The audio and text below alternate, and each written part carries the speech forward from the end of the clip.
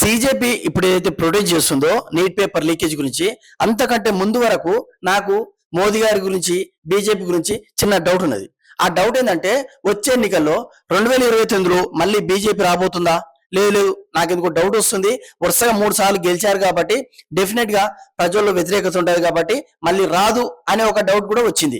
ఎందుకంటే 2024 ఎలక్షన్స్ లో వచ్చిన రిజల్ట్స్ ఏవైతే ఉన్నాయో బీజేపీ ఒక్కటే మ్యాజిక్ ఫిగర్ ని దాటుతా అనుకున్నాం, కానీ కేవలం 240 సీట్లు వచ్చినాయి. 2014లో 2019లో మోదీ గారు చాలా చాలా చాలా మంచి పనులు చేశారు, అయినా కూడా కేవలం 240 సీట్లు వచ్చినాయి. అసలు మోదీ గారు తప్పింది మంచిగా చేస్తుంది కదా, మ్యాజిక్ ఫిగర్ ఎందుకు దాటలేకపోయింది బీజేపీ అనుకుంటే ప్రజల్లో వ్యతిరేకత ఉంటది. ఎందుకంటే వరుసగా 2 సార్లు చేశారు కాబట్టి డెఫినెట్ గా 10 సంవత్సరాల నుంచి ఒక్కడే ప్రధానమంత్రి, ఒకటే పార్టీ అని ప్రజల లోపల కొంచెం వ్యతిరేకత వస్తుంది. ఈవెన్ మన తెలుగు రాష్ట్రాల్లో చూసుకున్నా కూడా ప్రతి 10 సంవత్సరాలకు ఒక పార్టీ మారుతుంటది కాబట్టి డెఫినెట్ గా మోదీ ప్రభుత్వం పైన వ్యతిరేకం వస్తుంది. మారితే మారుతుండొచ్చు. రాహుల్ గాంధీ గారు కూడా ఒకసారి అవకాశం ఇస్తే తప్పింది, ఆయన పాలన కూడా చూద్దామని నేను కూడా భావించిన. ఎందుకంటే 140 కోట్ల మంది భారతీయుల్లో నేను ఒకని కాబట్టి నా వ్యక్తిగత అభిప్రాయం అది ఉంటుండే. కానీ ఎప్పుడైతే సీజేపీ ఈ ప్రొటెస్ట్ కు పిలిపించిందో అక్కడ CJP protest neat paper leakage తప్ప మిగతా అన్నిటి గురించి అని అర్థమైందో ప్రజలు ఏ విధంగా మారారంటే మీరు నమ్మరు. మోదీ గారికి మొన్న సీజేపీ ప్రొటెస్ట్ కంటే ముందు వరకు కూడా వ్యతిరేకంగా ఉన్న చాలా అంటే చాలా మంది కూడా ఎప్పుడు ఎలక్షన్స్ వస్తాయా మోదీ గారికి ఓటేద్దామా, మళ్ళీ ఢిల్లీ పీఠంపై ఆయన కూర్చోబెడదామని బీఆర్ఎస్ కాంగ్రెస్ లో క్రియాశీలకంగా తిరిగే యువకులు కూడా గట్టిగా ఫిక్స్ అయ్యారు. డెఫినెట్ గా వాళ్ళు ఏం భావిస్తున్నారంటే ఇది సీజే ప్రొటెస్ట్ కాదు, దేశాన్ని విచ్ఛిన్నం చేయడానికి పక్క దేశం కొడుకులతో చేతులు కలిపిన విధవలు చేస్తున్న ప్రొటెస్ట్ కాబట్టి అందులో స్టూడెంట్స్ ఉన్నారు. కానీ ఎంత శాతం తెలుసా? కేవలం 10 నుంచి 20%. మిగతా 80% నుంచి 90% వరకు దేశాన్ని విచ్ఛిన్నం చేయడానికి వచ్చిన అల్లరి మోకాలు ఉన్నాయి. అందులో కమ్యూనిస్టులు ఉన్నారు, కాంగ్రెస్ ఉన్నారు, కేజ్రీవాల్ పార్టీ వాళ్ళు ఉన్నారు, పాకిస్తాన్, ఆఫ్ఘనిస్తాన్, బంగ్లాదేశ్ ఏజెంట్స్ ఉన్నారు. ఇది క్లియర్. దీని గురించి మాట్లాడితే అందభక్త అంటారు, అన్నా నో ప్రాబ్లం, ఇది క్లియర్. ఎందుకంటే నీట్ పేపర్స్ గురించి తప్ప అన్ని మాట్లాడుతున్నారు. నీట్ పేపర్ గురించి ఒక 24 మంది సూసైడ్ చేసుకున్నారు. డెఫినెట్ గా గవర్నమెంట్ తో బాధ్యత, నిలదీయడంలో తప్పు లేదు. ఎందుకంటే పూర్తి రెస్పాన్స్ వాళ్ళది కాబట్టి వాళ్ళ నిలదీస్తే తప్పు లేదు. అవసరమైతే ధర్మేంద్ర ప్రధాన్ ను కూడా రాజీనామా చేయాలని కోరాలి. ఇంతవరకు ఓకే. ఇంకా గట్టిగా మాట్లాడాలంటే కాంగ్రెస్ ప్రభుత్వంలో కూడా చాలా సార్లు లీక్ అయింది. మరి కాంగ్రెస్ లో ఎంతమంది మంత్రులు రిజైన్ చేశారు అనేది కూడా మీ ఊహకే వెలుస్తున్నా. వాళ్ళతో వీళ్ళని పోల్చలేను కాబట్టి డెఫినెట్ గా ధర్మేంద్ర ప్రధాన్ అయితే వీళ్ళందరికీ ఆన్సర్ చెప్పాలి, అది షూర్. కానీ మీరు మాట్లాడాల్సింది నీట్ పేపర్ ఎట్లా లీక్ అవుతుంది, మీరు ఎక్కడ తెచ్చిర్రా అని గవర్నమెంట్ అడగాలి. బీజేపీని అడగొచ్చు, మోదీ గారిని అడగొచ్చు. మీ ఆవేశానికి ఒక అర్థం ఉంది. కానీ మీరనేది ఏంది? రాముడు సీత గురించి మాట్లాడతారు, రాముడు దేవుడు కాదంటారు, సీత గురించి పంచిరేస్తారు. రాముడు సీత గురించి అందులో డిస్కషన్ ఎందుకు వచ్చిందరా విధవల్లారంటే దానికి సమాధానం చెప్పకుండా నాలాంటి అంధభక్తి అంటారు. ఒకవేళ అంధభక్తి అయితే డెఫినెట్ గా నా ధర్మం, నా హిందూ ధర్మాన్ని ఎవరైనా క్వశ్చన్ చేసి వేరేలాగా ఏలిచి చూపిస్తే నేను అంధభక్తుని. ఇంకొక విధవస్తాడు 370 ఆర్టికల్ ఏదైతే ఉందో దాన్ని పునరుద్ధరణ చేయాలంటాడు. అయితే ఇక్కడ విషయం ఏంటంటే విధవా నువ్వు పోయింది నీట్ పేపర్ లీకేజ్ ప్రొటెస్ట్ గురించి, 370 ఆర్టికల్ ఇష్యూ ఎందుకు వచ్చిందా విధవా అని అడిగితే అంధభక్తి అంటారు. ఎస్, నేను అంధభక్తిని. ఇంకొకటి వస్తుంది, అసలు కాశ్మీర్ ఇండియాదే కాదు, ఇండియన్ ముక్కలు చేయాలంటది. అట్టెట్లా అడుగుతారా విధవలారా, మీరు పోయింది నీట్ పేపర్ గురించి అని నాలాంటి అడిగితే అంధభక్తి అంటాడు. ఎస్, ఐఎమ్ అంధభక్తు. ఇంకొకటి పోతాడు పార్లమెంట్ కూల్ చేస్తాడు. అరే మోదీ గారి సొమ్ము, రాహుల్ గాంధీ గారి సొమ్ము కాదు, మన సొమ్ము రా విధవ అంటే అంధభక్తి అంటాడు. ఎస్, ఐఎమ్ అంధభక్తు. ఇంకొకటి వస్తాడు మోదీ గారిని చంపే తీరుతాడు. అరే మోదీ గారికి నీట్ పేపర్ కి ఏం సంబంధం, ఆయన రిజైన్ చేయను లేకుంటే వేరే ప్రభుత్వం రావాలని చెప్పి కానీ చంపడం ఏంద్రా విధవ అంటే యూఆర్ అంధభక్తి అంటాడు. ఎస్, ఐఎమ్ అంధభక్తు. ఇంకొక జఫ్రా గారు వస్తాడు, fuck Indian army. Indian army ఏమన్నదిరా, వాళ్ళ మీద ఎందుకు కామెంట్ చేస్తుర్రా వెధవల్లారా, గొర్రెలారా, అందుకే 100 సంవత్సరాలు వెనుకబడి ఉన్నారా.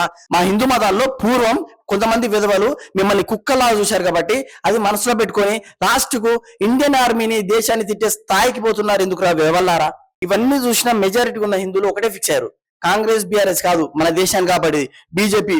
ఎప్పుడు ఓట్లు వస్తాయా, ఎప్పుడు బీజేపీకి ఓటు గుద్దుదామని గట్టిగా ఫిక్స్ అయి ఉన్నారు. కావాలంటే రాసి పెట్టుకోండి కొడుకులారా, మళ్ళీ 2029 ఎలక్షన్స్ లో మోదీ గారికి లేదా కూటమికి 400 పైన సీట్లు వస్తాయి.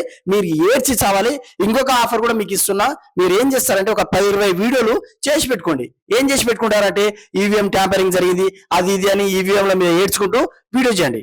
ఈ కొడుకులు ఎంత వేవలు ఉన్నారంటే నార్త్ లో బీజేపీ గెలిస్తే ఈవీఎంలు ట్యాంపరింగ్లు అంటారు.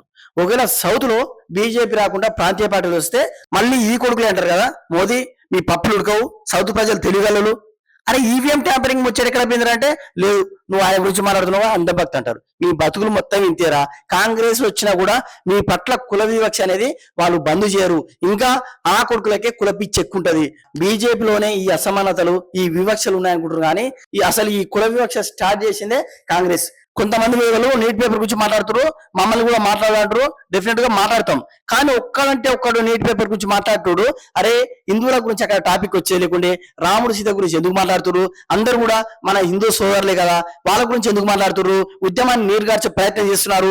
మన విద్యార్థుల భవిష్యత్తును ఈ నా కొడుకులు రాజకీయంగా వాడుకోవాలనుకుంటున్నారు అని ఒక్కడు కూడా క్వశ్చన్ చేస్తలేడు. వాళ్ళు పట్టిన కుందేలకు 3 కాళ్ళు అన్నట్టు మమ్మల్ని అంధభక్తి అనడం తప్ప ఒక్కసారి అంటే ఒక్కసారి నిజంగా రాముడు గురించి, అల్లా గురించి, 370 గురించి, కాశ్మీర్ గురించి ఇక్కడ అవసరమా ఈ సబ్జెక్ట్ అని ఒక్కడు కూడా క్వశ్చన్ చేస్తలేడు. అందుకే కదా మీ బతుకులు అక్కడనే ఉన్నాయి. ఒక ఇన్ఫ్లుయెన్సర్ ఉండు, వాడు సిజేపీకి సపోర్ట్ చేస్తాడు, యాంటీ బీజేపీ అని క్లియర్ గా వాని ప్రొఫైల్ చూస్తే అర్థమవుతుంది. ఆ విధవేవుడు నేను ఇక్కడ డిస్ప్లే చేయను, ఎందుకంటే జోసెఫ్ గాని కేదారిని చూస్తలేను.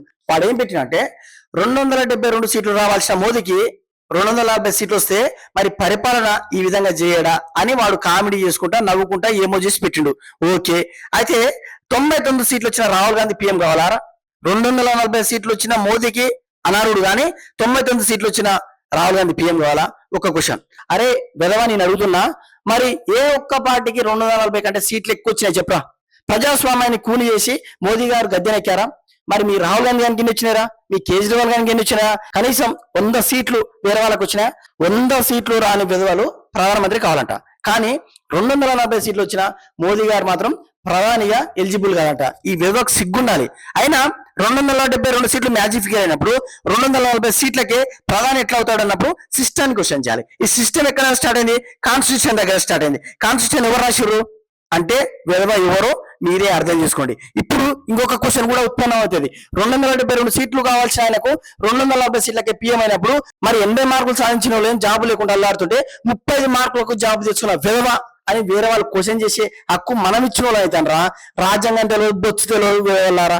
ఇంకొక ఇన్ఫ్లుయెన్సర్ ఆ విధంగా ఏమంటున్నారంటే సిజేపీ ప్రొటెస్ట్ లో రాముడు గురించి, సీత గురించి, హిందువుల మనోభావాలు దెబ్బతీసినట్టు మాట్లాడితే మీరు చించుకుంటున్నారు కదా.